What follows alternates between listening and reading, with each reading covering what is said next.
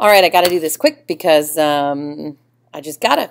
All right, this is Chapter 8, Section 3. This is talking about nationalism and how it contributes to the formation of two new nations, and it's going to destroy some other nations. So, ooh, pretty.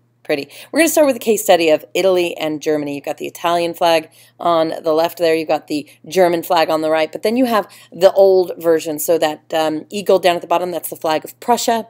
And then since I had to pick from numerous Italian flags, that is the flag of Vatican, the Vatican and the Papal States.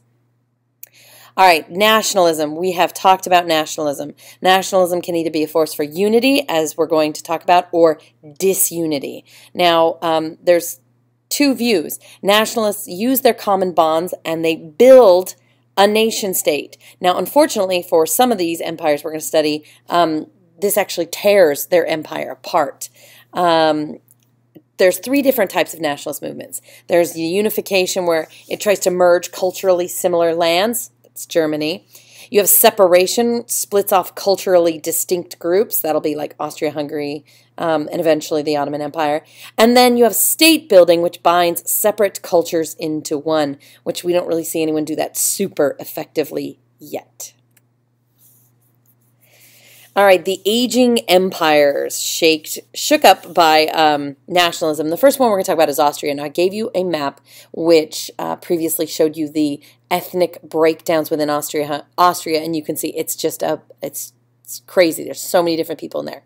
In the year 1866, Emperor Franz Joseph is forced to split his empire into two countries, Austria and Hungary.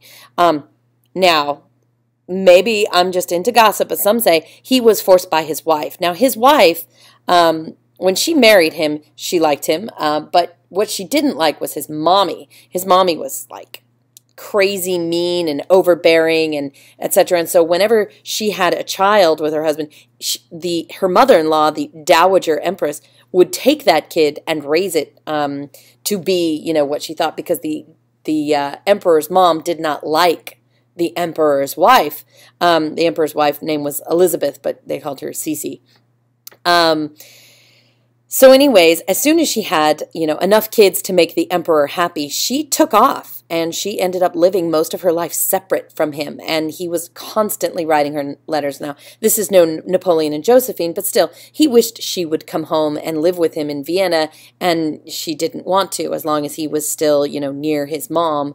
You know, just sort of grew to dislike him. She became famed for her beauty and how nice she was. And she lived in the part of the empire that is today modern-day Hungary. And she came to have a real appreciation for the area and the people. And they petitioned her to go talk to her husband for their independence. And she did. So she goes to Vienna and she brings a couple of politicians that are from Hungary, that are also, you know, pro-Hungarian, these nationalist politicians, and she encourages her husband, the emperor, to work with these guys to come up with something that will make the Hungarians happy. And they do. He is, you know, he creates Austria and Hungary. Hungary has their own king. However, the king is Franz Joseph. So the empire now becomes the Empire of Austria-Hungary, where Franz Joseph is the emperor of Austria and the king of Hungary. However, Hungary has their own parliament. So for many people, like Elizabeth was their savior in Hungary. And after this deal was, you know, worked out, then she went back to Hungary, and lo and behold, she had a child a couple months later. So she used, you know, whatever means necessary to get her husband to agree to this division. You know, nickname of the child was the Hungarian child, because they always said that, you know, this last child was the concession she made for getting Hungary their independence. The other thing that she just loved this kid because this was the only kid she was allowed to raise. Her mother-in-law took the other one. So that is what happens within Austria-Hungary. This is Franz Joseph when he was a young man, and this is his wife, Elizabeth Empress Cece. And this is the Hungarian child, the princess at about age 22.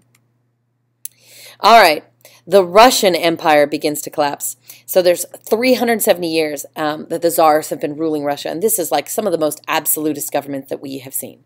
They have a policy called Russification, where they force everyone in the empire to try to be Russian, speak Russian, celebrate Russian holidays. Doesn't matter if you're Ukrainian or Georgian, whatever. They want everyone to act like them, and of course this is a very unpopular policy. Now this is another this helps lead to ethnic nationalism within Russia. You can see it's a lot of land. All right, the Ottoman Empire weakens. Internal tensions among the various ethnicities within the Ottoman Empire. They have Slavs, they have Greeks, they have Arabs, they have Bulgarians, they have Armenians. So that not only they have different ethnicities, but they have all sorts of different religions as well. You have Greeks and Slavs and Armenians who are Christian. You have and Bulgarians, and then you have the Arabs and the Turks who are Muslim. And so the ruler decides to grant citizenship to all these different ethnic groups, and this angers the Turks within the country who don't want to lose their privileges and their place at the top of society. And so they start to agitate for a more conservative form of government. And in response to Armenian groups rising up and saying, hey, we should have our own country. We used to have our own country. We want our own country again. And, we don't want to be second-class citizens here. The Ottomans massacred and deported thousands of them.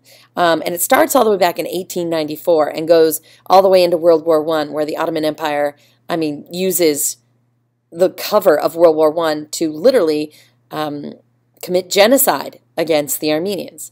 This is a political cartoon of the Sultan it's a French political cartoon during the time, and he is labeled as the butcher of the Armenians. There was a lot of relief efforts in Austria, France, the United States. Because there was a lot of sympathy for a minority Christian group being persecuted in a mostly Muslim nation.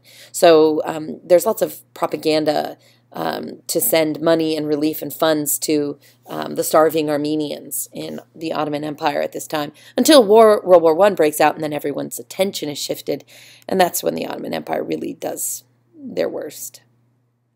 So let's talk about Italy. We're going to talk about how nationalism now unifies two countries.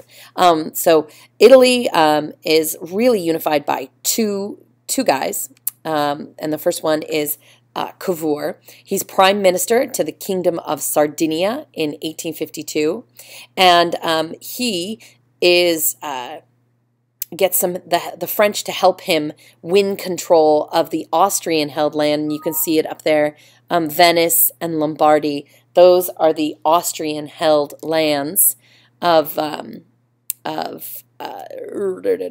Italy, and the Sardinians don't have the military might to push them out, but the French do. So that is the first thing. So the southern area is, tied up by Garibaldi. He leads the nationalists in the south, and he meets up with Cavour, and Cavour convinces him to go ahead and take this land that he's united and give it to Cavour and the King of Sardinia. And Garibaldi steps aside and allows the King of Sardinia, he of the rocking mustache. Now this, gentlemen, this is something to aim for.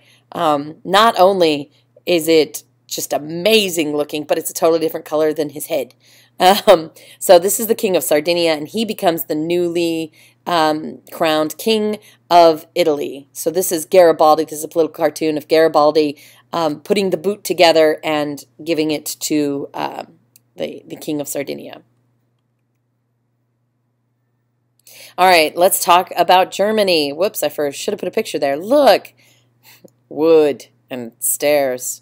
All right, so Prussia leads the unification movement. Prussia has a lot of advantages that help it unify Italy. The first one is mainly everyone is German, so it makes it easy. The other one is they've got a crazy powerful army. They're virtually unbeatable at this point. And at this point, they have a liberal constitution, so a lot of people are like, oh, this is going to be a nice place to be. My rights won't get trampled on. Okay, however, they weren't planning on Bismarck. He of the amazing sideburns. Dude, the facial hair for men is just wicked at this time. So in Prussia, wealthy conservative landowners are called, and I know you want to say Junkers, but that's not true. It's called Junkers. Say it with me now. Junkers. Anyways, Otto von Bismarck is a Junker, and he is appointed prime minister in 1862. He and all the other Junkers support the Prussian ruler Wilhelm II. Bismarck is a lot like Machiavelli. He believes in what is called realpolitik, or politics without emotion. You don't worry about right and wrong, you worry about getting it done. He defies the Prussian parliament, and he supports the Prussian king, Wilhelm II. Okay, you know, a pretty walrusy mustache, but, you know, nothing like we've seen so far. And what basically Bismarck does is he tells Parliament, I'm going to rule without you. I'm going to rule without a budget. And he makes a famous speech saying that the issues of the day cannot be solved with speeches and votes, but it must be solved with blood and iron. And this is called the famous blood and iron speech for obvious reasons. All right, so what is Bismarck's plan? Bismarck's plan is to strengthen Germany. He starts to expand Prussia. And the way he does this is by picking fights with people. First, he creates an alliance between Prussia and Austria, and they go and they attack Denmark, and they gain 2 provinces and expand Prussia that way. Their quick victories and their incredible military superiority make the other German nations really respect and maybe fear Prussia a little bit. Then he picks another fight with his former ally, with Austria, in what's called the 7 Weeks' War. Now that he knows how Austria fights, he turns around and just, you know, I don't know if there's a better word, but, you know, just bitch slaps Austria and takes a big chunk of land and increases the size of Prussia. Okay, now he needs a war to unite all the Germans against a common enemy, someone that they can all agree they all hate. And that's France. And that's what he does. And he seizes some more territory. It unites all the German states because they're on the border of France and they feel like they need Prussian protection. So they give in and they join up, and there you have it, Germany. He's crowned Kaiser, which is emperor or Caesar of a united Germany at the Palace of Versailles, because where else would do it? That would rub it in the French face. And Germany is now united under Prussian dominance. Now, what does this mean? Well, this means that there has been a shift in power. All that balance of power that they worked so hard to create in the Congress of Vienna is gone. Britain and Prussia have emerged out of this time period as the most powerful countries in Europe. Austria and Russia have been proved that, or it's been proven that they are weaker, both militarily and economically, and they're going to start suffering for it. But that's for another chapter. And I'm done.